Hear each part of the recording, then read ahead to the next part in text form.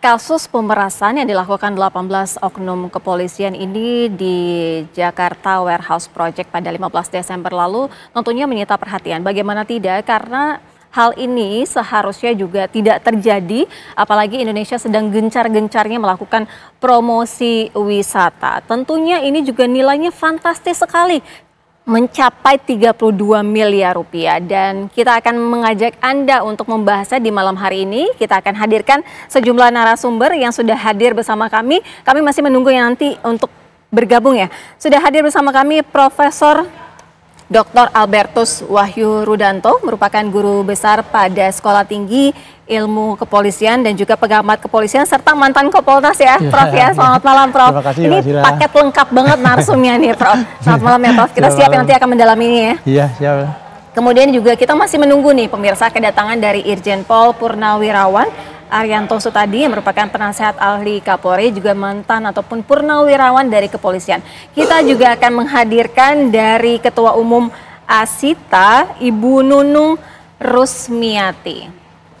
Kami akan menanti kedua narasumber untuk segera bergabung bersama kami. Saya akan menggali terlebih dahulu dengan Prof Wahyu begini. Kalau misalnya kondisinya seperti ini, Kompolnas juga meminta untuk segera tidak hanya etik saja, dibawa juga ya hukum secepatnya. Polisi juga sudah bergerak dengan sangat cepat melakukan proses hukum ya di divisi Propam. Tapi kalau Prof melihatnya ini kan sangat-sangat mencederai ya apa yang terjadi ini.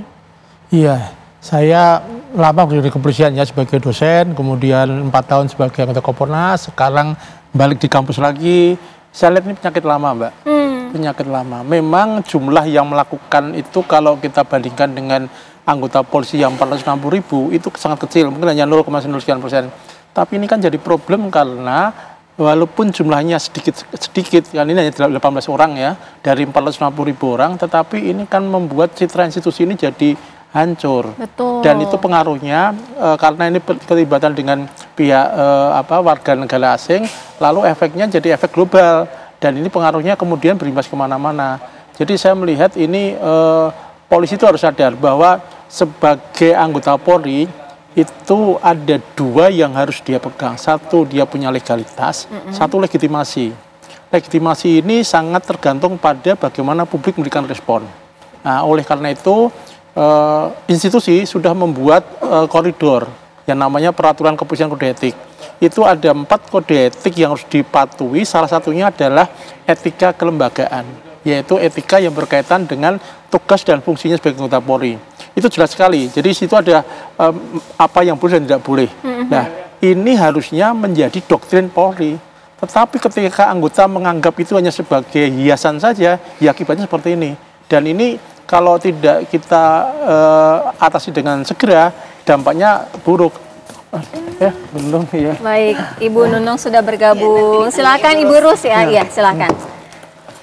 Ya, kalau kita kan melihat ini juga sangat-sangat kaget ya, tapi ternyata Prof bilang ini sebenarnya kejadiannya juga sudah ada begitu ya, cuman belum terblow up aja. Artinya mereka memang sindikat atau bagaimana, Prof? Yang bukan sindikat, pantauan bukan sindikat, Prof, tapi ini modus. Modus ya, jadi begini, polisi itu harusnya berbuat baik. Mbak Sira ya? Harusnya berbuat baik karena dia dididik untuk menjadi orang baik dan menjadikan orang baik.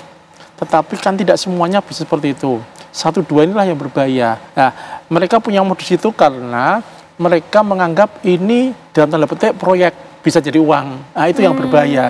Saya kira pola-pola inilah yang harus diberantas secara habis, bukan hanya secara etik ya, tetapi harus ada sanksi-sanksi yang membuat mereka jerah. Kalau menurut saya harus ada keberanian untuk tidak sekedar menegur, karena di dalam kode etik itu ada sanksi yang hanya cukup minta maaf ke pimpinan. Saya kira itu itu kurang keras. Saya kira itu harus ada ketegasan ya. Baik, kita juga sudah kedatangan ya Ibu Rus, melihatnya ini seperti apa? Karena di satu sisi begini kan, Indonesia pengen banget ya wisatanya tuh dikenal di seluruh dunia. Tapi ternyata ini juga jadi pemberitaan di Malaysia.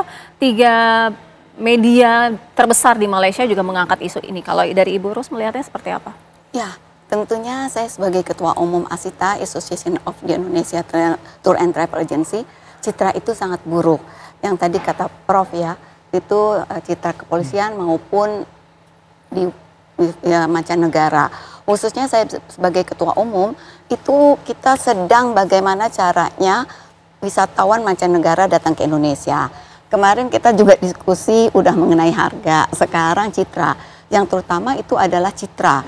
Bagaimana citra Indonesia di mancanegara itu baik. Dan tadi terima kasih Prof, ini kan oknum.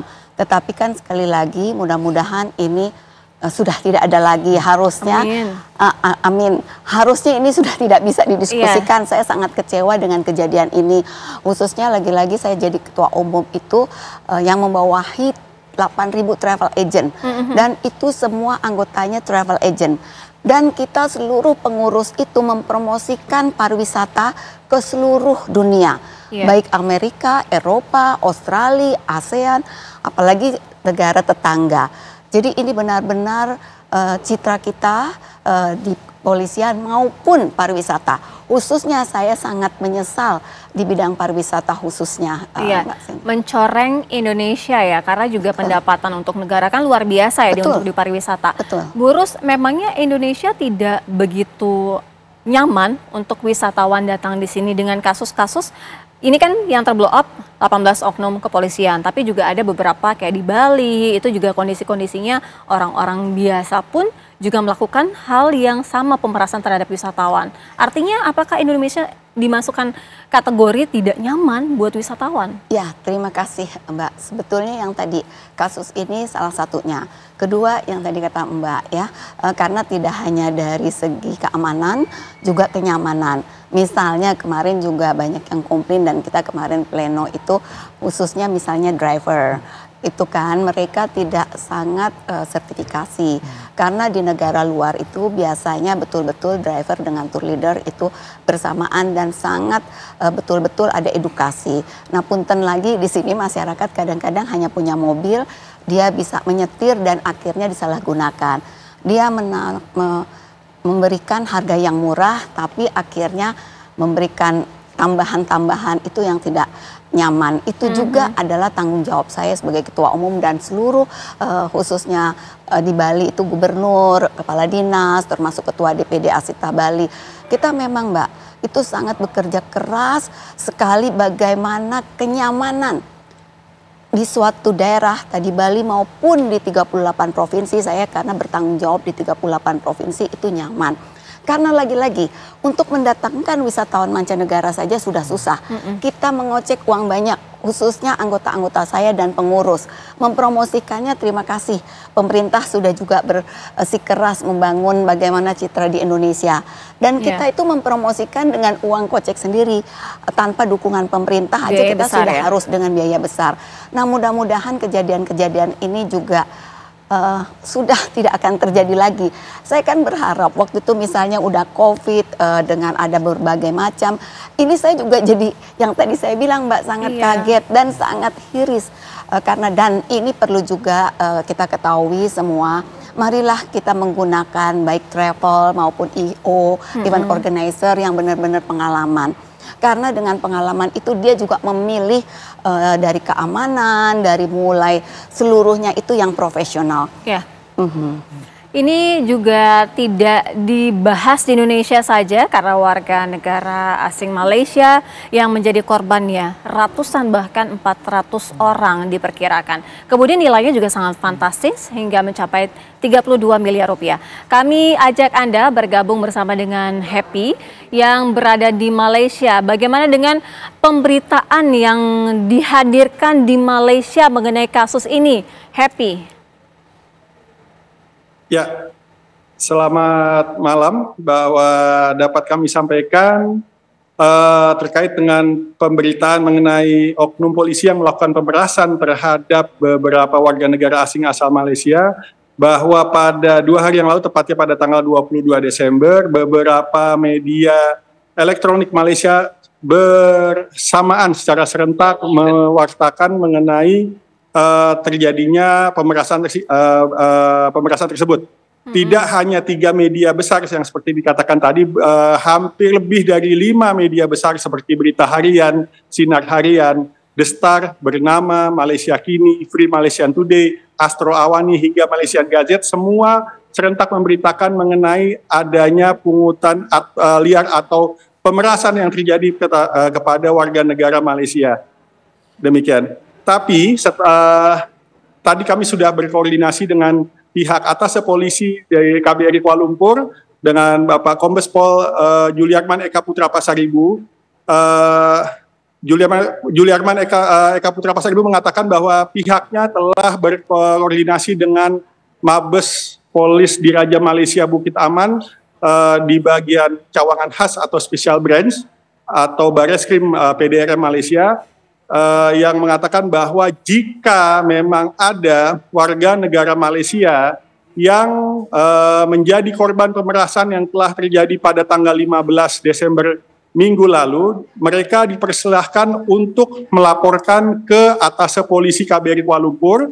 Namun sebelumnya mereka diminta untuk membuat laporan kepolisian di polsek terdekat berhampiran dengan tempat tinggal mereka. Demikian.